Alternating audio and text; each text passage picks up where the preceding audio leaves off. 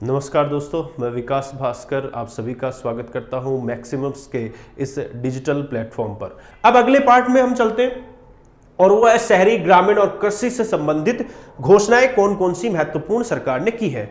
बहुत सी उम्मीदें थी एग्रीकल्चर सेक्टर में, कृषि के क्षेत्र में। किसान जिस तरीके से आंदोलन कर रहे हैं कृषि बिलों को लेकर या एमएसपी को लेकर, तो बहुत सी उम्मीदें लगाई जा रही थी कि सरकार इस बजट में किसानों को कुछ राहत दे सकती है, किसानों के लिए कुछ बड़े अनाउंसमेंट कर सकती है ताकि किसानों को लाभ पहुंच सके।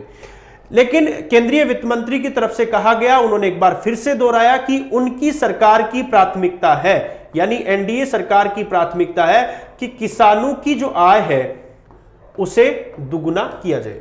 उन्होंने कहा कि हमारी सरकार की यह हमेशा से प्राथमिकता रही है कि हम किसानों की आय को कैसे दुगुना करें, और इसके लिए उन्होंने कहा कि उन्होंने कई प्रयास भी किए उनकी सरकार ने।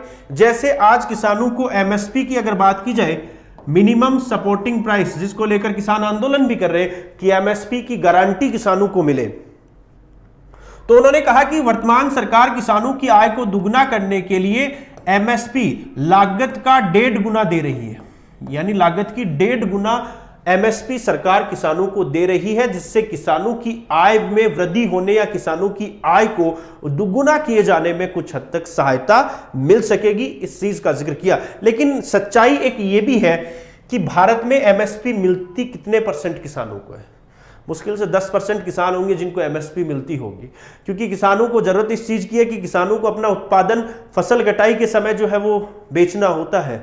एमएसपी की सरकार समय पर खरीदारी नहीं करती है एमएसपी पर, फिर उसके भुगतान में भी काफी देरी होती है, जिसकी वजह से किसानों को काफी समस्याएं होती हैं। तो किसान भी चाहते हैं कि उनको गारंटी मिले एमएसपी की, लेकिन बजट में ऐसा कुछ नहीं था। हो सकता है आने वाले समय में जब किसानों के साथ बातचीत सरकार करे तो उस पर विचार कर सकती है, लेकिन उन्होंने कहा कि उनकी सरकार आय को दुगुना करने के प्रयास लगातार कर रही है। साथ ही उन्होंने कहा कि किसान अपना उत्पादन किस तरीके से बेहतर तरीके से बेच सके, देश में उसके पास जितने ज्यादा विकल्प होंगे उत्पादन बेचने के, उसका लाभ सीधे तौर पर किसानों को मिलेगा। तो इसके लिए सरकार ने एक पोर्टल शुरू किया था जिसका नाम है ई-नाम यानी इलेक्ट्रॉनिक नेशनल एग्रीकल्चर मार्केट, राष्ट्रीय कृषि बाजार। यह एक वेब पोर्टल शुरू किया गया था जिससे देश भर की अनाज मंडियों को जोड़ा गया था इस वेब पोर्टल के माध्यम से, ताकि देश का किसान देश की किसी भी अनाज मंडी में अपना उत्पादन आसानी से बेच सके। तो इसके अंतर्गत पहले से भी बहुत सारी मंडियां जुड़ी हुई हैं, लेकिन सरकार ने अब इस बजट में 1000 और नई मंडियों को जोड़ने की घोषणा इस बजट में की है, ताकि किसानों को और ज्यादा विकल्प मिल सके, ताकि वो अपना उत्पादन और भी आसानी से बेच सके और उसका सीधा या प्रत्यक्ष तौर पर लाभ किसानों को मिल सके।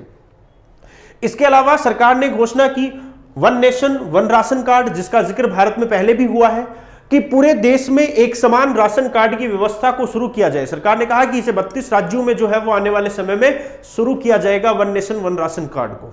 सरकार का मानना है कि पूरे देश में अगर एक समान राशन कार्ड की व्यवस्था होगी तो इससे सरकारी योजनाओं के दुरुपयोग से बचा जा सकेगा।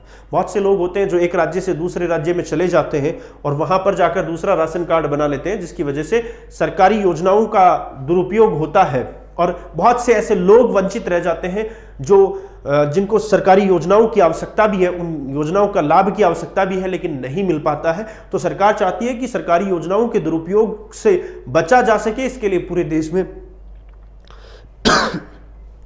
पूरे देश में एक समान राशन कार्ड व्यवस्था को शुरू किया जाए। इसके अलावा एक और अनाउंसमेंट उज्ज्वला योजना से संबंधित है। आपने नाम सुना होगा प्रधानमंत्री उज्ज्वला योजना का। यह जो प्रधानमंत्री उज्ज्वला योजना है, इसके अंतर्गत महिलाओं को एलपीजी कनेक्शन दिए जाते हैं। इस योजना के अंतर्गत सरकार ने 8 करोड़ महिलाओं को एलपीजी कनेक्शन दिए। 8 करोड़ महिलाओं को एलपीजी कनेक्शन दिए जाने के उद्देश्य से यह प्रधानमंत्री उज्ज्वला योजना शुरू की गई थी। जब शुरुआत हुई थी उस समय कहा गया कि बीपीएल परिवार की महिलाओं को दिया जाएगा। बाद में विस्तार हुआ तो देश की सभी महिलाओं के लिए इस योजना को शुरू किया गया और इसका लाभ प्रत्यक्ष रूप से देश में ज्यादातर परिवारों को मिला भी, और लगभग सभी परिवारों को आज एलपीजी कनेक्शन दिए गए, ताकि रसोई के चूल्हे से जो धुआं निकलता है उससे प्रदूषण से निजात मिल सके। क्योंकि WHO की एक रिपोर्ट थी जिसमें माना गया था कि भारत में औसतन प्रतिदिन 15 महिलाएं जो है वो उनकी मृत्यु होती है धुएं से फैलने वाली बीमारियों की वजह से। तो उसी को ध्यान में रखते हुए सरकार ने उज्ज्वला योजना को शुरू किया था।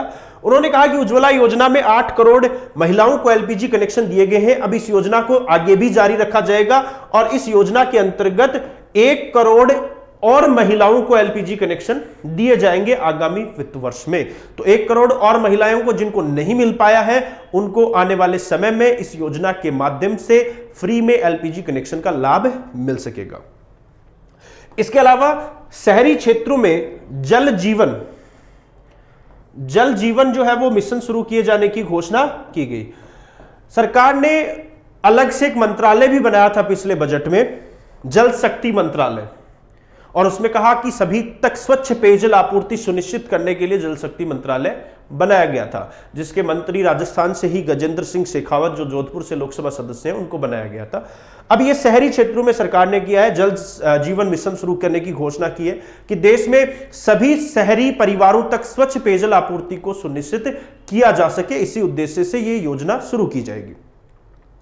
इसके अलावा शहरी क्षेत्र हो या ग्रामीण क्षेत्र हो, उसमें सरकार की तरफ से अनाउंसमेंट किया गया है कि बिजली कंपनियों को बदलने का विकल्प देगी सरकार लोगों को। जैसे आप लोग मोबाइल नंबर पोर्टेबिलिटी सिस्टम होता है कि एक कंपनी की सर्विसेज अगर आपको पसंद नहीं आई है तो आप नंबर पोर्ट करवा सकते हैं, दूसरी कंपनी में जा सकते हैं। ठीक उसी तरीके से अगर आपको जिस बिजली कंपनी से आप सुविधा ले रहे हैं, जैसे मान लो कि आप रिलायंस से सुविधाएं ले रहे हो और उसकी सुविधाएं आपको पसंद नहीं आती हैं या उससे सस्ती दरों पर अडानी अगर दे रहा है, तो उससे आप कंपनी पोर्ट करवा सकते हैं, उससे आप बिजली ले सकते हैं। तो ये फिलहाल बड़े शहरों में संभवतः इस तरह का प्रोसेस है जहां पर प्राइवेट कंपनियां भी बिजली वितरण करती हैं। तो प्राइवेट कंपनियों को बिजली वितरण जो करती हैं, उनको बदलने का विकल्प जो है वो लोगों को दिया जाएगा। इस बात की घोषणा सरकार की तरफ से इस बजट में की गई है, जिससे लोगों को बेहतर सुविधाएं मिल सकें या रियायत दरों पर बिजली मिल सके।